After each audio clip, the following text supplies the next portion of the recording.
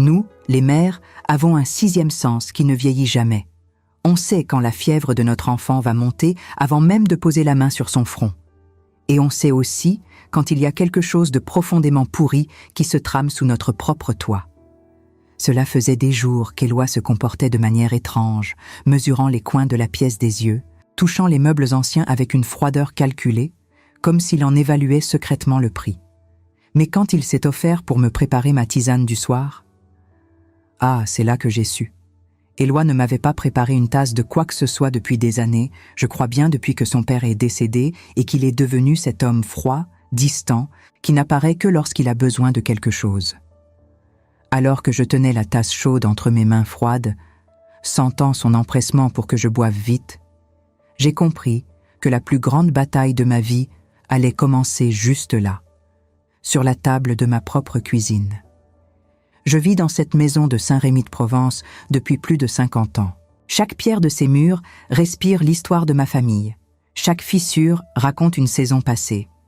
L'odeur de lavande qui entre par les fenêtres, aux volets bleus, portés par le vent du Mistral, c'est l'odeur de mon bonheur. Mais c'est aussi le parfum de mes chagrins silencieux. C'est ici que j'ai élevé Éloi, toute seule, après que mon Pierre m'a quitté beaucoup trop tôt. J'ai tout donné à ce garçon.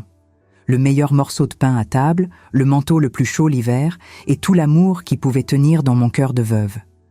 Je croyais naïvement qu'en vieillissant, ces murs seraient mon refuge intouchable et lui, mon gardien fidèle. Quelle sotte j'ai été. L'amour maternel, parfois, nous rend complètement aveugles face aux monstres que nous avons nous-mêmes aidés à créer. Ce soir-là, le rituel semblait être le même, mais l'atmosphère était lourde, presque étouffante. Il était 9 heures du soir. L'horloge à balancier du salon tic-taquait lentement, chaque battement résonnant comme un avertissement que je refusais d'entendre au début. Je me suis assise à la vieille table en bois massif, celle-là même où Éloi faisait ses devoirs d'école quand il était petit, et où maintenant, il me regardait avec une impatience mal dissimulée.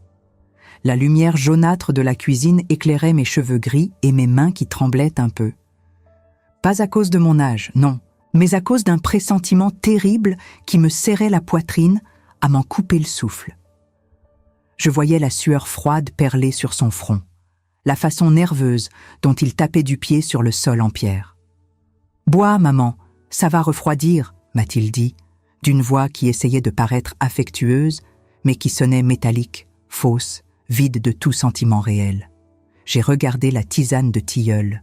Il savait que je ne pouvais pas fermer l'œil de la nuit sans elle. Et il savait aussi qu'avec cette tisane, je prenais mes comprimés pour la circulation et pour m'aider à me reposer. C'était lui-même qui était allé chercher la petite boîte à la pharmacie cet après-midi-là, une corvée qu'il ne faisait absolument jamais. Quand il a déposé les 2 petits comprimés blancs au creux de ma paume, ses yeux n'ont pas osé croiser les miens. Son regard a fui vers la fenêtre, vers l'obscurité opaque de la nuit provençale. C'est à cet instant précis que mon doute s'est transformé en une certitude glaciale. Il y avait quelque chose qui n'allait pas, quelque chose de très très grave. J'ai porté la main à ma bouche, simulant le geste d'avaler, et j'ai bu une généreuse gorgée de tisane. Il a poussé un soupir, un petit son de soulagement qui m'a soulevé le cœur de dégoût.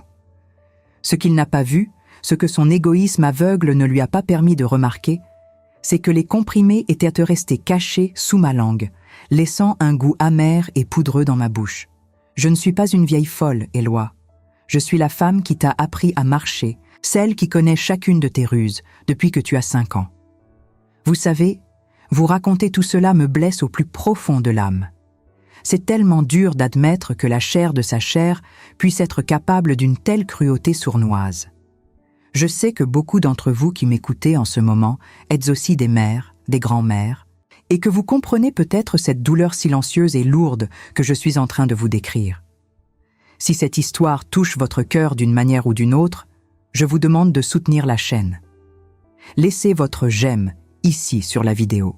Abonnez-vous pour m'accompagner et découvrir ce que j'ai fait ensuite, et dites-moi dans les commentaires d'où vous me regardez aujourd'hui. J'aimerais tellement savoir que je ne suis pas toute seule dans cette cuisine à me remémorer ce cauchemar. Mais revenons à cette nuit-là. Je suis restée là, immobile sur ma chaise, tenant ma tasse vide, feignant que le sommeil m'envahissait déjà. J'ai fermé les yeux doucement, j'ai pris une profonde inspiration et j'ai laissé ma tête pencher légèrement sur le côté, comme si mes forces m'abandonnaient. Je sentais son regard posé sur moi. Il m'étudiait, vérifiant si son petit plan sordide avait bien fonctionné. Le silence dans la cuisine était si absolu que j'arrivais à entendre le rythme de sa respiration, rapide et saccadée, et le petit craquement de ses doigts nerveux. Il a attendu de longues minutes, de bonnes 5 minutes qui m'ont paru être une éternité absolue pendant que je maintenais la comédie d'une vieille femme sans défense et droguée. C'est alors que j'ai entendu le grincement aigu de la chaise sur les tommettes. Éloi s'est levée. J'ai gardé mon corps parfaitement détendu, ma respiration lente et régulière. J'ai senti sa présence s'approcher. L'odeur du parfum cher qu'il s'achetait avec l'argent que je lui donnais encore, mélangée à l'odeur aigre de la peur qui émanait de lui. Il s'est arrêté juste derrière moi. Je pouvais sentir la chaleur de son corps dans mon dos. D'un mouvement lent, il a tendu le bras au-dessus de la table et s'est emparé de mon téléphone portable, qui était posé à côté de la tasse. Mon cœur s'est mis à battre à tout rompre. J'avais l'impression qu'il allait sortir de ma poitrine, mais je n'ai pas bougé d'1 millimètre. Je devais savoir jusqu'où il était prêt à aller. Il a penché son visage tout près de mon oreille. Son haleine était froide. Et là, il a murmuré les mots qui ont brisé le reste de mon cœur en 1000 morceaux. Des mots que je n'aurais jamais pensé entendre de la bouche du petit garçon que j'ai bercé. « Tu ne te souviendras de rien, maman. Quand tu te réveilleras, tout sera déjà fini. Ce sera mieux comme ça. » J'ai senti une larme traîtresse qui voulait s'échapper du coin de mon œil fermé, brûlante, mais je l'ai retenue avec toute la force de volonté qu'il me restait. Je n'avais pas le droit de m'effondrer maintenant. Pas maintenant que je savais que mon propre fils complotait quelque chose de terrible contre moi dans la maison où il a grandi. Il s'est éloigné, glissant mon téléphone dans la poche de son manteau. J'ai écouté ses pas pressés quitter la cuisine et monter les escaliers en bois qui grinçaient sous son poids. Il croyait que j'étais anéantie, livrée au sommeil forcé par les médicaments qu'il pensait que j'avais avalés. Il croyait que la voie était libre pour faire ce qu'il était venu faire cette nuit-là. Mais il se trompait lourdement. Dès que j'ai entendu la porte de sa chambre se fermer à l'étage, j'ai ouvert les yeux. La cuisine était toujours la même, la lumière jaune brillait toujours, l'odeur de lavande flottait encore. Mais je n'étais plus du tout la même Agnès qu'1 heure auparavant. J'ai craché les 2 comprimés intacts dans la paume de ma main et je les ai fixés avec horreur. Qu'est-ce qu'il avait bien pu me donner? Quel genre de fils fait une chose pareille à sa propre mère? La douleur de la trahison a été d'une violence inouïe, une douleur physique qui m'a déchiré les entrailles, mais juste après elle, quelque chose d'autre a pris le dessus, la fureur. La fureur absolue d'une lionne prête à défendre son territoire, même si l'envahisseur était son propre petit. Il pensait que je ne me souviendrais de rien. Mais je n'oublierai jamais, au grand jamais, le ton glaçant de sa voix. Je me suis levée doucement, en prenant bien soin de ne faire aucun bruit. La nuit à Saint-Rémy ne faisait que commencer, et Éloi était sur le point de découvrir qu'une mère trahie est capable de choses qu'il n'aurait jamais pu imaginer dans ses pires cauchemars. J'ai monté les marches de l'escalier, une par une, dans un silence de mort. Vous n'imaginez même pas ce que j'ai vu en arrivant dans l'ombre du couloir. Ce que mon fils était en train de faire dans cette chambre a bouleversé tout ce que je croyais savoir sur lui et sur notre passé.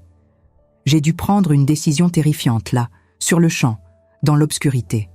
Et si vous voulez savoir quelle a été cette décision et ce que j'ai fait pour donner à Éloi une leçon qu'il n'oubliera jamais de sa vie, sans verser une seule goutte de sang, je vous attends dans la suite de mon récit.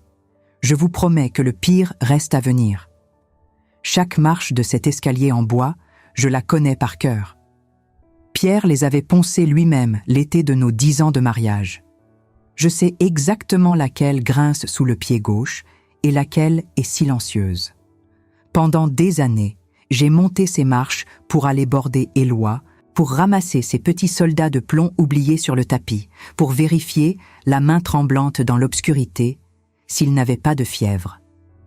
Ce soir-là, je les montais comme une étrangère dans ma propre maison, retenant mon souffle à chaque pas, priant pour que mes genoux fatigués et mon cœur meurtri ne me trahissent pas. Le couloir était plongé dans une obscurité épaisse, à l'exception d'un fin rayon de lumière jaunâtre qui filtrait sous la porte du vieux bureau de mon défunt mari. La porte n'était pas complètement fermée. Elle était juste assez entr'ouverte pour me laisser voir le cauchemar éveillé qui se déroulait à l'intérieur. Je me suis collée contre le mur froid du couloir, le cœur battant si fort dans mes tempes que j'avais peur qu'il entende le tambourinement de mon propre sang. J'ai glissé mon regard par l'entrebâillement, retenant une respiration qui me brûlait les poumons. Éloi était là, de dos, penché sur le lourd bureau en acajou de pierre. Il avait allumé la petite lampe de notaire au globe de verre vert, et sous ce faisceau de lumière crue, ses mains s'agitaient avec une frénésie, une avidité que je ne lui connaissais pas. Il retournait les tiroirs avec violence, fouillait dans mes dossiers personnels, jetant sans aucun ménagement de vieilles photos de famille par terre. J'ai vu glisser sur le parquet la photo de ses 10 ans, celle où il soufflait ses bougies avec ce grand sourire innocent. Son pied l'a écrasé sans même s'en apercevoir, comme si notre passé n'était que des déchets encombrants. Mais ce n'est pas le désordre ou le manque de respect qui m'a coupé le souffle. C'est ce qu'il a fini par trouver, caché sous les vieux carnets de comptes. Du fond d'un tiroir à double fond que je croyais secret, il a sorti la grande chemise cartonnée bleue. Je la connaissais si bien. C'était l'acte de propriété de la maison, l'héritage de toute une vie de travail, ainsi que tous mes documents bancaires. Il les a étalés sur le sous-main en cuir du bureau, ses doigts tapotant le papier avec une satisfaction répugnante. Ensuite, il a sorti de la poche intérieure de sa propre veste de costume une liasse de papier flambant neuf. De là où j'étais, avec ma vue qui, curieusement, ne m'a jamais fait défaut dans les moments critiques, je pouvais lire l'entête médicale sur la première page. J'ai plissé les yeux, essayant de comprendre les termes imprimés en gras. Et puis, la vérité m'a frappé au visage avec la violence d'une gifle. C'étaient des formulaires officiels pour une mise sous tutelle. Des documents rédigés et signés par un médecin privé que je n'avais jamais vu de ma vie, attestant noir sur blanc que je perdais la tête, que je souffrais de démence sénile, que je n'étais plus capable de vivre seul et que ma mémoire défaillait dangereusement. Tout prenait sens soudainement, comme un puzzle macabre qui s'assemblait devant mes yeux. Les regards en coin ces derniers jours, les questions insistantes sur mes prétendus oublis, l'absence de la femme de ménage qu'il avait renvoyée sans m'en parler. Et maintenant, ces pilules dans ma tisane. Il ne voulait pas me tuer, non. C'était bien pire, bien plus cruel. Il voulait me rendre folle aux yeux du monde. Il voulait que je me réveille demain matin désorientée, confuse, incapable d'aligner 2 phrases cohérentes pour me défendre, pour pouvoir m'enfermer dans une maison de retraite médicalisée au milieu de nulle part. Ainsi, il pourrait vendre ce domaine provençal qui valait désormais une petite fortune et récupérer l'argent sans que je puisse m'y opposer. « Tu ne te souviendras de rien, maman », avait-il dit. Ce n'était pas juste l'effet d'une nuit de sommeil artificiel. C'était son plan machiavélique pour le reste de ma vie. Il voulait effacer ma voix, effacer mon existence tout en me gardant en vie. Vous savez, on dit souvent que la colère aveugle, mais à cet instant précis, je vous jure que je n'ai jamais vu les choses aussi clairement de toute mon existence. J'ai regardé cet homme élégant en costume, cet homme que j'avais porté dans mon ventre pendant 9 mois, et je n'ai ressenti qu'un vide immense à la place du cœur. Tout mon amour de mère s'est figé, remplacé par une glace tranchante. J'ai repensé aux nuits blanches passées à coudre ses vêtements quand l'argent manquait, aux sacrifices silencieux pour payer ses études de commerce à Paris, à mes propres rêves mis de côté, pour qu'il puisse avoir les siens. Et pourquoi ? Pour qu'il vienne me voler ma dignité en cachette, lâchement, pendant qu'il me croyait endormi par des calmants ? J'ai ravalé mes larmes, ravalé ma pitié. Je me suis promis à moi-même, dans l'ombre glacée de ce couloir, que je ne pleurerais plus jamais pour lui. Il voulait jouer au plus intelligent avec une vieille femme affaiblie ? Très bien. Mais il avait oublié une chose essentielle, une erreur fatale. C'est moi qui lui ai appris à jouer, et c'est moi qui connais les règles de cette maison. Mon esprit s'est mis à tourner à toute vitesse. J'allais redescendre sur la pointe des pieds, retourner doucement m'asseoir sur ma chaise de cuisine et faire semblant de me réveiller avec la tête lourde et l'esprit embrumé pour le laisser croire que son plan fonctionnait à merveille. Il fallait que je gagne du temps. Il fallait que je retourne la situation contre lui sans qu'il ne s'en aperçoive un seul instant. Mais juste au moment où j'allais faire un pas en arrière pour amorcer ma descente, Éloi a poussé un petit grognement de frustration qui m'a cloué sur place. Il a balayé violemment les papiers médicaux du bureau et a commencé à fouiller frénétiquement les poches de mon vieux manteau d'hiver en laine qui était suspendu sur le dossier d'une chaise. Il cherchait autre chose, quelque chose de précis. Et quand il a sorti ce petit objet métallique de la doublure, la température de mon corps a chuté si brutalement que j'ai cru m'évanouir. C'était la lourde clé rouillée en fer forgé. La clé unique de l'ancienne cave à vin située tout en bas, sous les fondations de la maison. Un endroit sombre, humide, dont la lourde porte en chêne massif n'avait pas été ouverte depuis la mort de Pierre, il y a plus de 20 ans. Éloi a souri, un sourire avide et satisfait, a rangé les documents de tutelle dans sa sacoche et s'est dirigé à grands pas vers la porte du bureau. Il allait descendre à la cave. Mais ce qu'il ignorait totalement, ce que personne au monde ne savait à part moi, c'est que derrière cette porte verrouillée, il n'y avait ni bouteille de vin de collection, ni argent caché, ni trésor matériel. S'il tournait cette clé rouillée dans la serrure ce soir-là, il allait découvrir le seul et unique secret de famille que j'avais juré d'emporter dans ma tombe. Un secret enfoui depuis des décennies, et sa vie entière, tout ce qu'il croyait savoir sur lui-même, allait voler en éclats. J'ai retenu mon souffle jusqu'à ce que mes poumons me brûlent. Collé contre le papier peint fleuri du couloir qui commençait à se décoller par endroits. J'ai fermé les yeux, priant pour que l'obscurité me protège, priant pour qu'il ne tourne pas la tête en sortant du bureau. La porte a grincé. J'ai senti le déplacement d'air provoqué par son passage, si proche de moi que j'aurais pu tendre la main et toucher le tissu rugueux de sa veste. L'odeur de son eau de Cologne, ce parfum boisé et cher que je lui avais offert pour son dernier anniversaire, m'a frappé de plein fouet. Avant, cette odeur me remplissait de fierté, celle d'avoir un fils qui avait réussi, qui présentait bien. Ce soir-là, elle m'a donné la nausée. Elle sentait le mensonge, la cupidité, la trahison la plus abjecte. Il est passé devant moi sans me voir, aveuglé par son arrogance et par la certitude que je dormais d'un sommeil chimique dans la cuisine. Ses pas étaient lourds, rapides, résonnant sur le parquet en chêne avec une assurance qui me donnait la chair de poule. Il se dirigeait vers le fond du couloir, là où un petit escalier de service descendait directement vers l'arrière-cuisine. C'était là que se trouvait la porte de la cave. Une lourde porte en bois massif, renforcée par des pentures en fer forgé, noircies par le temps. J'ai attendu que le bruit de ses pas s'éloigne un peu, puis, ravalant la douleur aiguë qui lançait dans mon genou droit, je me suis détaché du mur. Je devais le suivre. Je ne pouvais pas le laisser descendre là-dessous tout seul. S'il découvrait ce qui s'y cachait sans que je sois là pour contrôler la situation, tout ce que j'avais construit, tout ce que j'avais protégé au prix de ma propre tranquillité d'esprit pendant des décennies, s'effondrerait en quelques secondes. Je me suis avancé à pas de loup. Chaque mouvement me demandait un effort de concentration immense. À 71 ans, le corps devient un instrument capricieux, plein de petites douleurs sourdes et d'articulations qui protestent. Mais l'adrénaline, cette force primitive que je n'avais pas ressentie depuis ma jeunesse, parcourait mes veines, effaçant la fatigue de la journée. Dehors, le vent, notre fameux Mistral, s'était levé. Il soufflait par rafales violentes, faisant claquer les volets bleus de la maison et s'engouffrant dans la cheminée avec un hurlement sinistre. C'était une nuit parfaite pour les secrets. Le bruit du vent couvrait le craquement de mes propres pas. J'ai atteint le haut de l'escalier de service au moment même où il arrivait en bas. Je me suis penché au-dessus de la rampe en bois patinée, plongeant mon regard dans la pénombre de l'arrière-cuisine. Il avait allumé la petite ampoule nue qui pendait au bout d'un fil jauni. La lumière blafarde dessinait des ombres inquiétantes sur les murs en pierre apparente. Il se tenait devant la porte de la cave, la fameuse clé rouillée entre les mains. Il la regardait comme s'il tenait un lingot d'or. Mon cœur s'est serré d'une manière indescriptible. Il ne savait pas.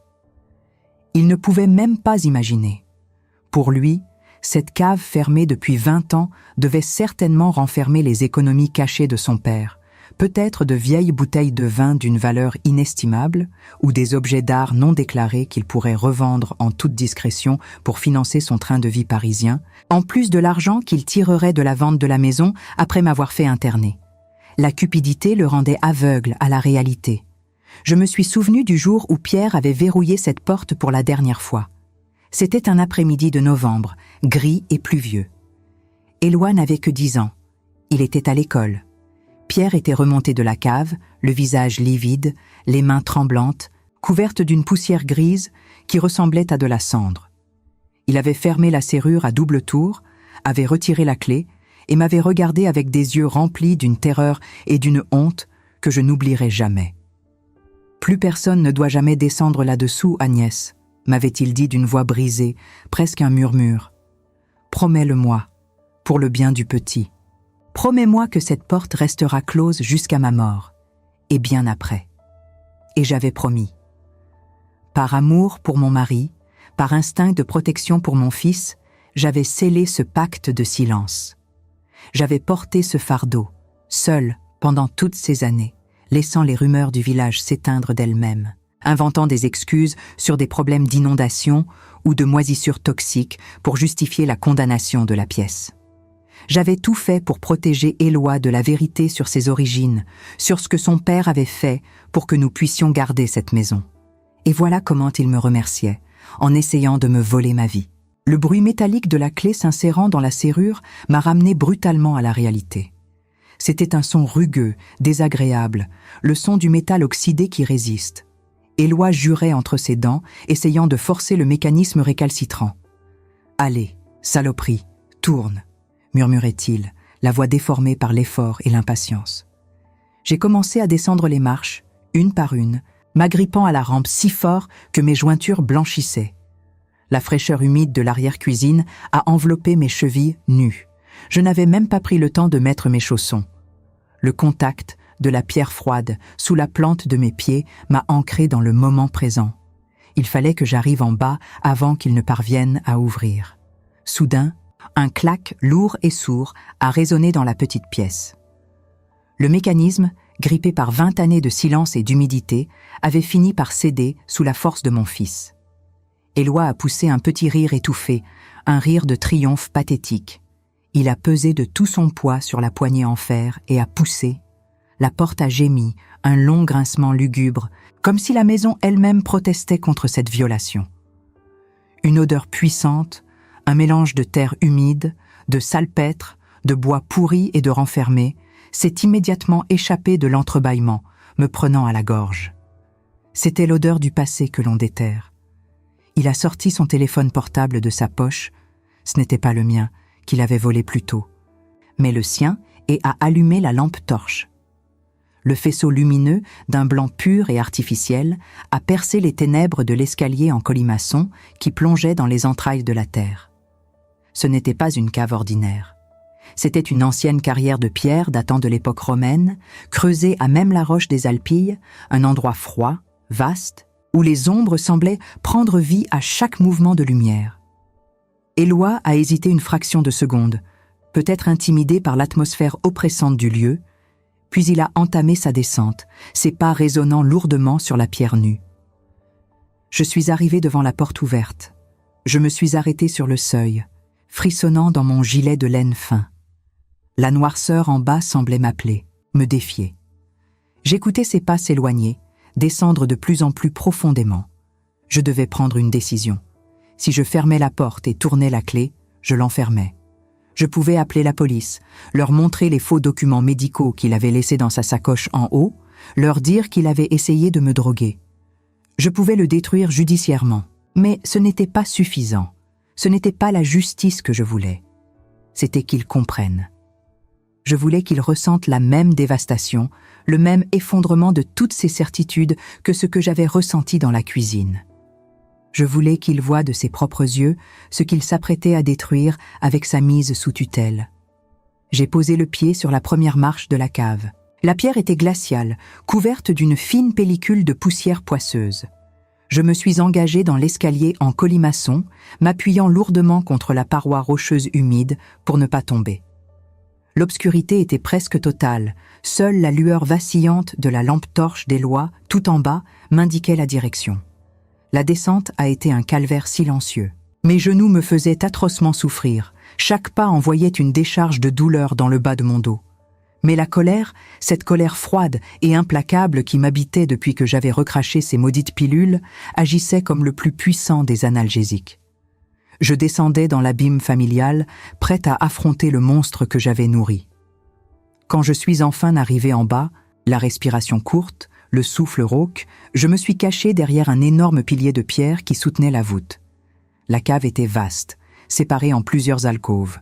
L'air y était lourd, difficile à respirer. Éloi se tenait au centre de la pièce principale. Le faisceau de sa lampe balayait l'espace frénétiquement. Il y avait de vieux tonneaux éventrés dans un coin, des outils de vigneron rouillés accrochés au mur, recouverts d'épaisses toiles d'araignées blanchies par la poussière.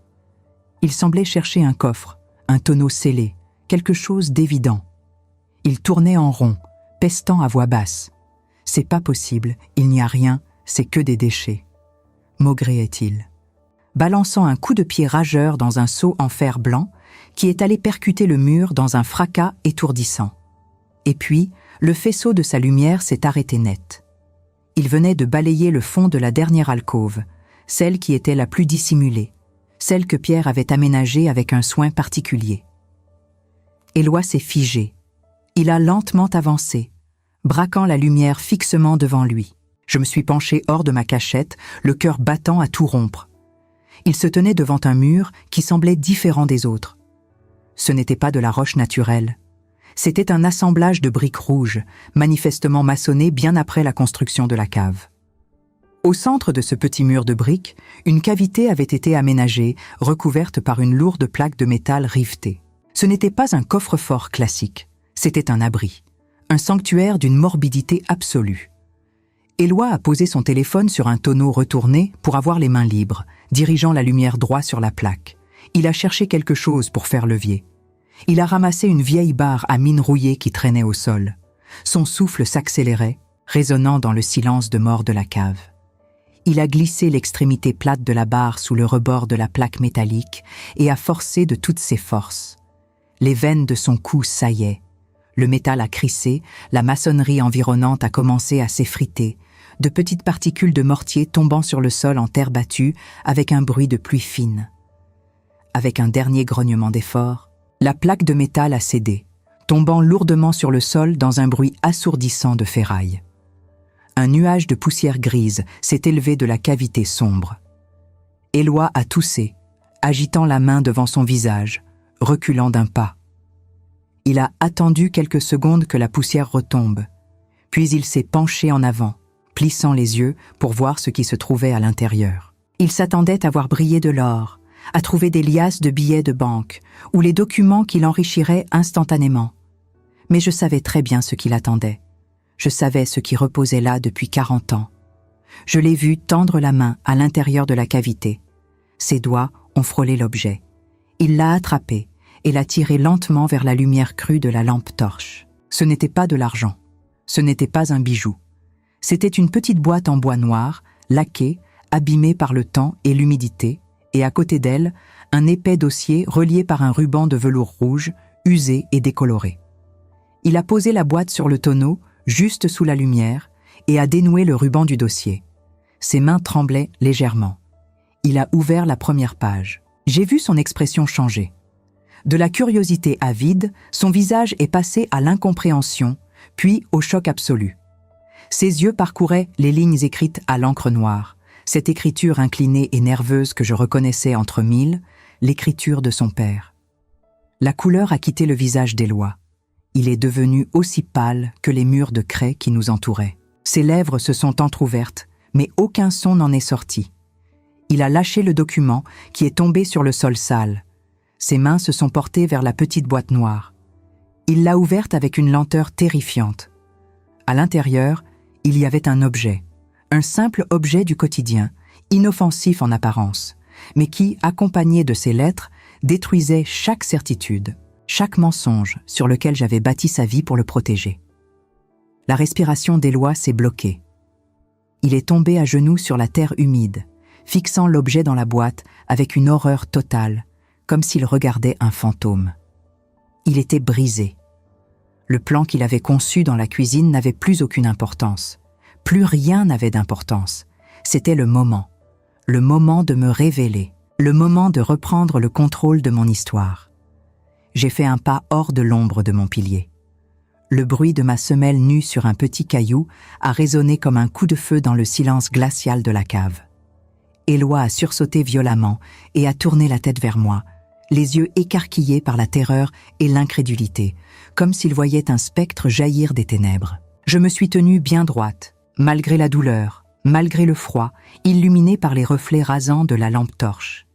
J'ai plongé mon regard dans le sien, ce regard rempli d'une détresse nouvelle, d'une vulnérabilité qu'il n'avait plus montrée depuis l'enfance.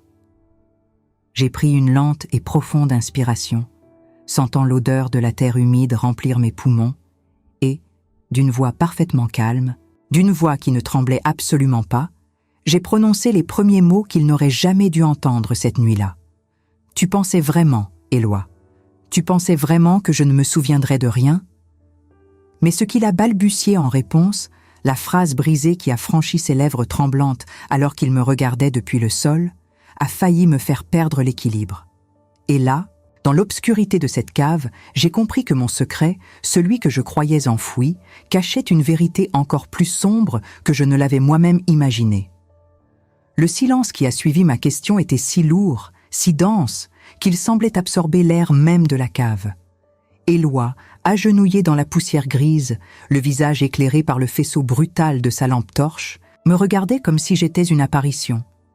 Ses mains, celles-là même qui avaient glissé les somnifères dans ma tisane quelques heures plus tôt, tremblaient violemment au-dessus de la petite boîte en bois noir. Il a dégluti difficilement. Ses lèvres sèches se sont entr'ouvertes, et, d'une voix qui n'était plus celle de l'homme arrogant en costume de la cuisine, mais celle d'un petit garçon terrifié, il a balbutié « Ce nom ? Sur ce certificat de naissance. Agnès. Qui est cette femme ? Et pourquoi ? Pourquoi il n'y a pas ton nom ?» Il ne m'avait pas appelée « maman ». C'était la première fois depuis 40 ans. Je me suis avancée lentement, mes pieds nus foulant la terre froide et humide. Je me suis arrêtée à 1 mètre de lui, dominant sa silhouette effondrée. L'odeur de salpêtre et de vieux papier remplissait mes narines. C'était l'odeur de la vérité, enfermée ici par un homme lâche, son père, qui n'avait jamais eu le courage de faire face à ses propres erreurs. Cette femme, Éloi, ai-je commencé, ma voix résonnant doucement contre les voûtes de pierre, c'est ta mère biologique, une jeune femme de passage à Avignon. Pierre, mon mari, ton père, a eu une faiblesse, une liaison qui n'a duré que quelques semaines. Quand elle est tombée enceinte, elle n'a pas voulu de toi. Elle t'a déposé dans un couffin, sur le pas de notre porte, avec cette lettre que tu tiens dans tes mains, avant de disparaître pour toujours. Éloi a baissé les yeux vers le papier jauni par le temps. J'ai vu une larme, une seule, couler sur sa joue pâle et s'écraser sur la lettre de rejet de celle qui lui avait donné la vie. Ce jour-là, ai-je continué, sentant une boule de larmes se former dans ma propre gorge, des larmes que je m'étais juré de ne pas verser. Mon monde s'est effondré. J'ai découvert la trahison de l'homme que j'aimais plus que tout. J'aurais pu le quitter. J'aurais pu exiger qu'il te place dans un orphelinat. C'était son erreur, pas la mienne. Mais quand je me suis penchée sur ce couffin, quand tes petits doigts potelés ont attrapé mon index, mon cœur a pris une décision que ma raison rejetait. J'ai ravalé ma fierté de femme bafouée. J'ai essuyé mes larmes et je t'ai pris dans mes bras. Pierre a fait faire de faux papiers, il a soudoyé un médecin et nous t'avons déclaré comme notre fils légitime. J'ai passé ma vie entière à t'aimer comme la chair de ma chair. J'ai gardé ce secret dans les ténèbres de cette cave pour te protéger, pour que tu ne te sentes jamais comme un enfant de seconde zone, pour que tu ne connaisses jamais la douleur de l'abandon. Il a fermé les yeux, le souffle court, écrasé par le poids d'un sacrifice qu'il n'avait jamais soupçonné. « Et toi » ai-je murmuré, laissant enfin éclater toute la froideur de ma déception. « Toi, mon fils, tu as voulu me droguer, tu as voulu me faire passer pour folle, Tu as préparé des papiers de mise sous tutelle pour m'enfermer dans un mouroir et vendre la maison qui t'a abrité quand ta propre mère n'a pas voulu de toi. » Éloi s'est redressé brusquement, l'instinct de survie, ou peut-être la pure avidité, reprenant le dessus l'espace d'une seconde. Ses yeux se sont durcis, cherchant une faille. « Ça ne change rien », a-t-il craché, la voix tremblante mais défiante. « Adopté ou pas, je suis le seul héritier légal de Pierre. Les papiers sont dans ton bureau. Je suis le seul ayant droit. Si tu n'as plus toute ta tête, c'est moi qui gère le patrimoine. Et avec ce que j'ai vu ce soir, tes déambulations nocturnes, n'importe quel juge me donnera raison. » C'était là, le moment précis pour lequel j'avais rassemblé mes dernières forces. J'ai esquissé un léger sourire, un sourire triste, fatigué, mais empreint d'une paix absolue. Les papiers dans le bureau, Éloi. Cette vieille chemise bleue, j'ai secoué lentement la tête. Tu me crois vraiment assez sénile pour laisser les documents originaux de ma maison dans un tiroir que tu peux forcer avec un simple coupe-papier? Ce que tu as trouvé en haut, ce sont de vieilles copies annulées.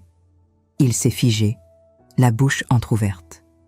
Il y a 3 jours, ai-je poursuivi, savourant chaque mot, quand tu as commencé à me poser toutes ces questions insidieuses sur ma mémoire, quand tu as renvoyé ma femme de ménage en disant que je n'en avais plus besoin, j'ai compris ce que tu préparais.